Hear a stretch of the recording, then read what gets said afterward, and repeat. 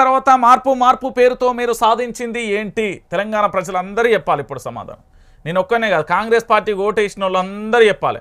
నాకైతే క్లియర్ కట్గా అర్థమైపోయిందంటే కాటికి సిద్ధంగా ఉండాలేమో, లేదా అక్రమ నిర్బంధాలకు బానిసలుగా మారాలేమో, లేకపోతే మరి ఇంకేదో అన్నట్టుగా వ్యవహరిస్తున్న పరిస్థితి అయితే కనబడుతుంది.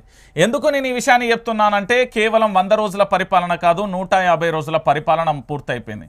మీరందరూ పూర్తి స్థాయిలో కాంగ్రెస్ పార్టీకి నేను ఓటు వేసిన ప్రతి ఒక్కరూ కూడా ఇప్పుడు ఆలోచించుకోరు. ఎందుకంటే ఈ 150 రోజులలో ప్రశ్నించే గొంతుకల మీద దాడులు జరిగినాయి, ప్రశ్నించే వ్యక్తుల మీద అరెస్టులు జరిగినాయి, ప్రశ్నించే వ్యక్తుల మీద అక్రమ నిర్బంధాలు జరిగినాయి, ఆఖరికి మఫ్తీలో వచ్చి అరెస్టు చేసిన దాఖలాలు కూడా చూస్తాం. నేను అందుకే చాలా క్లారిటీగా చెప్తున్నా. ఈరోజు క్రిషాంక్ను అరెస్టు చేయడానికి కారణం చెప్పలేదు, నేరుగా కూడా పోలీస్ స్టేషన్కు తరలించిన దౌర్భాగ్యమైన పరిస్థితి.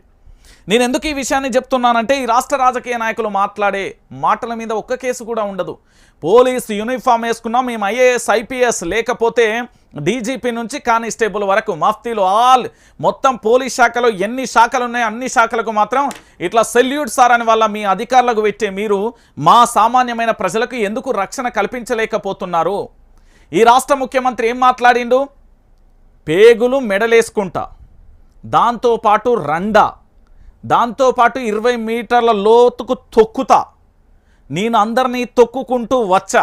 ఇన్ని మాటలు మాట్లాడితే ఒక ఎఫ్ఐఆర్ కాపీ నమోదు కాదు, కానీ జరిగిన వాస్తవాలను చెప్తే మాత్రం కేసుల మీద కేసులు అవుతాయి అనేది ఈరోజు క్రిషాంక్ను అరెస్ట్ చేసిన దృశ్యం కానీ, గతంలో నాపై కేసులు కానీ, అంతకుముందు T24 ఛానల్కి సంబంధించిన శ్రీనివాస్ రెడ్డి మీద కావచ్చు, అంతకుముందు జర్నలిస్ట్ శంకర్ కావచ్చు, అంతకుముందు చిలక ప్రవీణ్ కావచ్చు, ఇట్లా రకరకాలుగా ఒకరి మీద దాడులు జరుగుతూ పోతూనే ఉన్నాయి.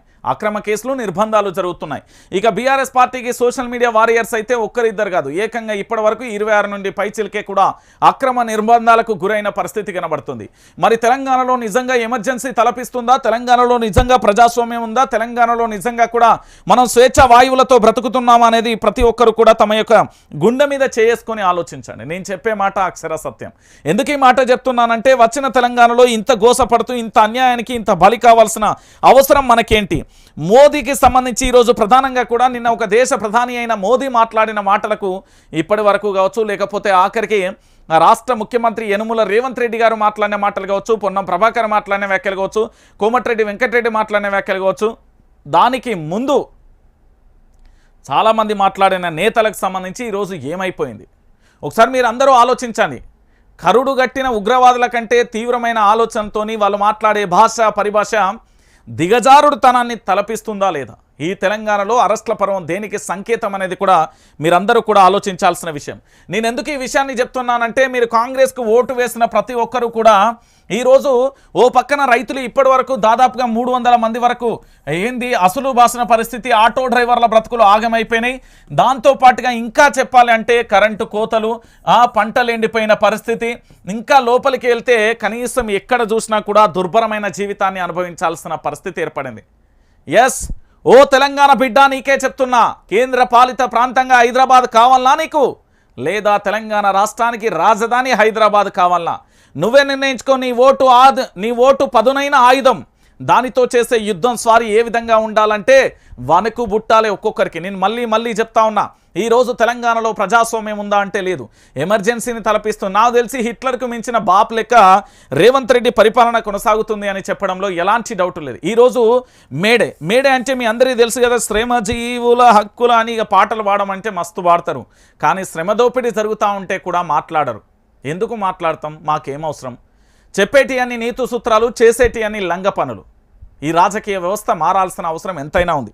ఈ రాజకీయ నాయకులకు సంబంధించి ఈరోజు వరుసగా కూడా అరెస్టులను చూస్తే నాకే భయం అనిపించింది. ఎట్లా అంటే అయ్యో ఇది తెలంగాణలో లేకపోతే కిమ్ పరిపాలనలో ఉన్నామా, అదేది ఉత్తర కొరియా దక్షిణ కొరియా ఉంటుంది కదా, ఆ దేశంలో ఉన్నామా, కిమ్ రాజ్యం నడుస్తుందా అన్నట్టుగా ఉన్నది. గింత దారుణమా? రాజకీయ నాయకుడు మాట్లాడే భాష చూస్తే రండా అంటాడు, పేగులు మెడలేసుకుంటా అంటాడు, తొక్కుతా అంటాడు, బొండికాయ విసుకుతా అంటాడు, తొక్కితే 20 మీటర్ల లోతుకు పోతుంది అంటాడు. ఏంది భాష? ఎవని కోసం ఈ భాష? ఇంకో పక్కన నా దళిత బిడ్డలకు సంబంధించి ఓ పెద్ద మనిషి మాట్లాడింది ఎంత వైరల్ అవుతుందో కూడా మీ అందరికీ తెలిసిన విషయమే.